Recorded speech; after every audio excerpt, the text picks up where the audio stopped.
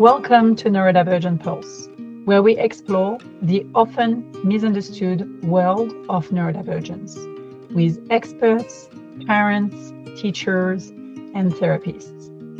Grounded in lived experience, each bite-sized episode gives you something practical to try. I am your host, Laetitia, AI expert, neurodivergent mom and founder of Understanding Zoe.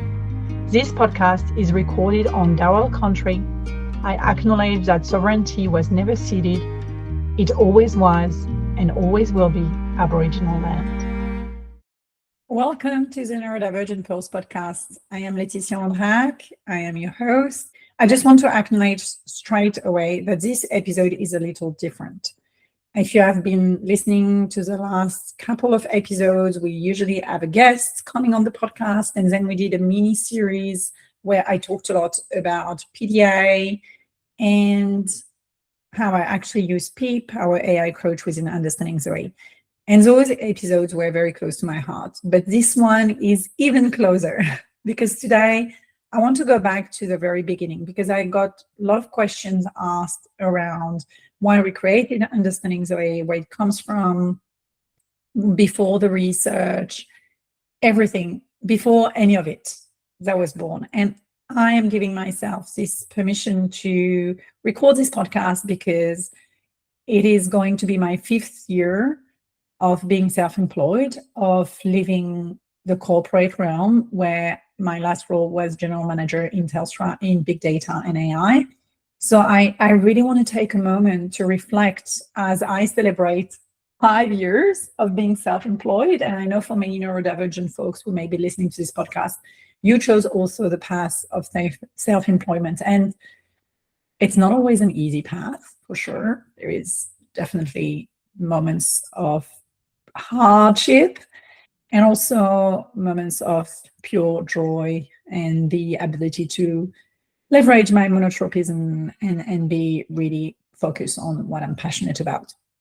So as this week, we are relaunching the Understanding Zoe app, a completely redesigned, rebuilt from the ground up version that we've been quietly building on in the last few months based on all the feedback that we received, but also inspired by the research and expanding it to more people to be supported within the app, adults being supported. I just want to take you back to the beginning, which was 2.5 years ago when I was a neurodivergent mother drowning in paperwork, having 100,000 window open all the time, and Zoe was really struggling with school refusal, and the reports were coming in from everyone, the beautiful humans supporting Zoe in her care village, from speech therapy, occupational therapy, psychologists, school observations, and each one of them was containing core information that were getting lost because they were all written in different format with different language, and sitting in different folder on my laptop, on my phone, on email, via SMS. It's just like everything was going everywhere. And then I had my daughter who needed support, and I had a care team where everyone was doing their own part, but I had no ways to bring it all together and guarantee for Zoe to feel safe, seen, heard, understood, and being a human who can just thrive in this world that was not built for her. So I am someone who spent 15 years and beyond that actually as a strategy consultant. I worked for Monitor, I worked for big firm, Deloitte, and I consulted in many different places. And I know how to organize information, yet I was drowning. And I knew other parents were too, because I was talking to other parents who were raising neurodivergent children. And as I started using AI very early on in my career, back in 2014, I was just like, maybe I could use AI for Zoe and, start finding out what are the common theme across these reports, finding out the support ideas recommended by some therapist to then pass on this message to the teacher. Maybe wondering about homeschooling and school can't and all of those things. And actually, this is where everything came together. And as I was helping me to have this AI, which we called Understanding Zoe, and we shared it with her teacher, I was like, maybe it can help all the family. And this confirmation came a few weeks, only 2 weeks after starting using it, by Zoe's teacher, and I'm allowed to share this, and I asked for permission, and we received a beautiful email from her about it. But this is where Understanding Zoe started. It started on our kitchen table, not in a boardroom, not in a pitch deck, really trying to get our daughter to feel safe to go back to school.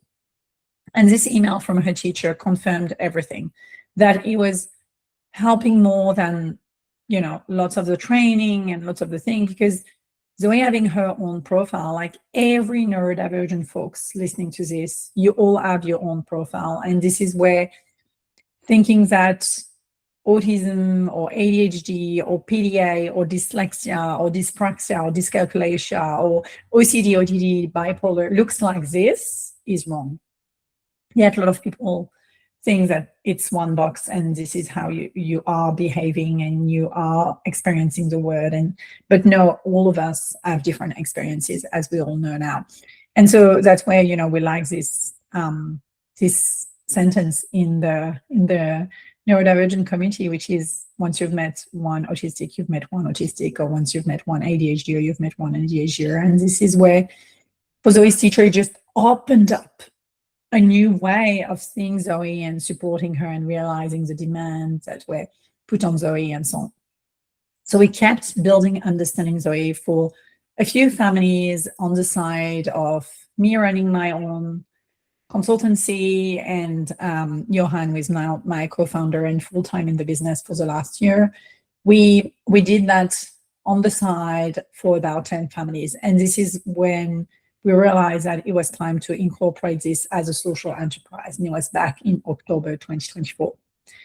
Because from the beginning, Johan and I, we were both doing other things, and we were doing this on the side. But then we decided to go all in, one after the other. So I went all in at the end of 2024, early 2025, February 2025. And Johan left his corporate role in April 2025 to join the journey full time. So we made this decision quite early that this was not just going to be a startup, a social enterprise. It was really going to be something that was about a mission, and a mission that was way bigger than us. And this is where, from the get-go, I wanted to do research, and I wanted to release the research that we released back in November 2025 around making the invisible visible. And as a neurodivergent founder, I shared a lot on Substack around my own experience building this business, growing this business, and, you know, moving from, I left corporate, I'm running my own consultancy for a few years, working from home with my own accommodation, loving it, to then going into the startup world where there are some expectation of you and having to show up a certain way and going to a lot of events and all of that. So you can go and read those Substack, because going through the founder journey was very different, as I was, you know, intentionally deciding what I wanted to do and what I didn't want to do. And I mentioned quite quickly around the data and creating our own research. And this is because one of the questions that kept popping up for me as I was building Understanding Zoe was, where are the data? Everything from lived experience show us that what we're doing is something that's needed, yet there is absolutely no research that's based on lived experience showcasing the invisible load at scale that caregivers and neurodivergent adults are taking on. And this is when we did that research on thousands of families, I was not expecting for those numbers to be so high. 33 hours of work, you know, 33 extra hours a week to support neurodivergent children including 10.5 hours for advocacy and administrative tasks and so on, which is really what I feel. Then 63% of those parents raising neurodivergent children being themselves neurodivergent, 93% of the parents feeling unseen and misunderstood, 56% of those parents feeling unsafe to disclose at work. It's just like all of this made our own experience and the experience of the user of the platform be visible at scale. So Making the Invisible Visible was published in late 2025, and it became the backbone of what we're building. And this is where I think lived experience doesn't replace data, but when lived experience is within the data and we build research with us, everything changes. And this is what we wanted with that research. So to finish this quick, short episode, a bit of storytelling, a bit of going everywhere, even though I had scripted this, I'm just not really following my script, but I hope this is enjoyable anyway to guide you through the journey. But today is a big milestone because Understanding Zoe was kind of launched as a minimum viable product, as we call it, like the first version. And it has been helping family for sure since it launched back in end of November, December 2024 to the public after launching to a waitlist in October 2024. But we knew from the beginning that it was a prototype, it was an MVP, a proof of concept, the real version, the one that we built and released in the last few days. This is what we wanted. This is, a completely redesigned, rebuilt, something that is cleaner, faster, more intuitive, with features that we wanted to have, like the ability to generate reports, the ability to see patterns, the ability to extract from a document the core reminder and the core medication information or the core support IDs, all of that. We wanted this from the get-go. And sometimes it's about being patient, which is not my strength, and really, really building something with intention and with the community. So now, as I said, in the app, you can generate reports, you can have really like this ability to give permission within the care village at a way more granular level. You can, just by talking with people, remember about observations and so on, which then goes into trends. It can identify pattern, it can, just give you a reminder. And so it's really something that we wanted to build for quite some time. And I'm very proud about what we've built. And we will keep iterating and improving. We're actually in the work for something quite groundbreaking, for which we receive a grant to develop, which is going to change everything for many families and many neurodivergent folks. As now we go beyond supporting families, we also support adults who are themselves neurodivergent. So I want to close this episode by saying something, which is thank you. Thank you for everyone who came on the journey early on, who shared their feedback, who were part of the co-design, who contributed in any way for this to not just be an idea, not just be serving one child, Zoe, but actually serving many of us. And Zoe means life in Greek. Yeah, I had a special interest in Greek and Greek mythology when I was younger. I learned Greek at school, ancient Greek. And so Zoe means life. So really understanding Zoe is about understanding life and feeling understood through your lifespan. So it goes beyond one child. Now this app is live and is here to support everyone who feel they are drowning with everything that they have to hold, and they need this second brain.